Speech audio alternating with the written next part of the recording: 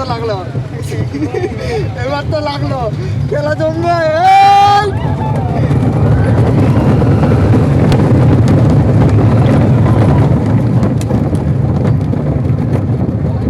খেলা জমবে এবারে